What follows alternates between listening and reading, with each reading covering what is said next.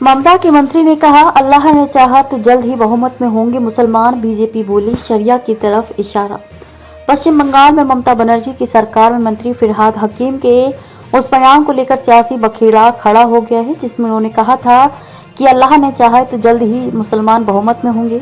उन्होंने शुक्रवार को एक अल्पसंख्यक छात्रों के लिए आयोजित कार्यक्रम को संबोधित करते हुए ये बात कही थी। इस दौरान उन्होंने मुस्लिम समुदाय को इस स्थिति में लाने की आवश्यकता पर जोर दिया जहां उनकी आवाज स्वतः सुनी जाए और उनके विकास और न्याय की मांगे पूरी की जाएं।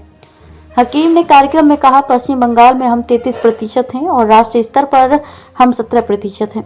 हम संख्यात्मक रूप से अल्पसंख्यक हो सकते हैं, लेकिन अल्लाह ने चाहा तो हम इतने सशक्त हो सकते हैं कि हमें न्याय के लिए मोमबत्ती मार्च करने की जरूरत नहीं पड़ेगी। हम उस स्थिति में होंगे जहां हमारी आवाज स्वतः सुनी जाएगी और न्याय की मांगे पूरी होंगी। हकीम ने न्यायपालिका में मुस्लिमों के कम प्रतिनिधित्व पर चिंता जताई। कोलकाता हाई कोर्ट और सुप्रीम कोर्ट में मुस्लिम जजों की संख्या का उन्होंने जिक्र किया। उनका कहना था कि सशक्तिकरण और मेहनत के माध्यम से इस खाई को पाटा जा सकता है।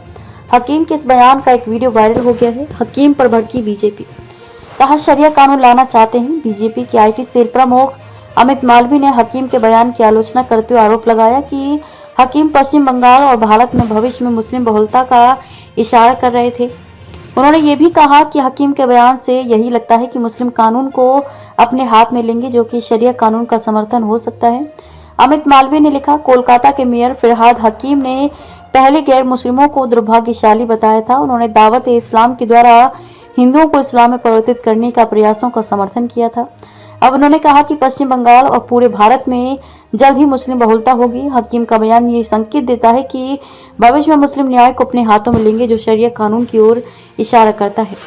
टीएमसी ने किया बचाव। तृणमूल कांग्रेस टीएमसी के प्रवक्ता कुणाल घोष ने हकीम के बयान का बचाव करते हुए कहा कि उनकी बातों को गलत तरीके से प्रस्तुत किया जा रहा है।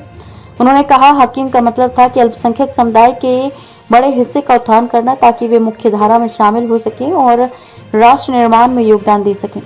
कुणाल घोष ने कहा, मैंने फिरहाद हकीम का पूरा बयान नहीं सुना, इसलिए केवल एक बयान पर टिप्पणी करना सही नहीं है।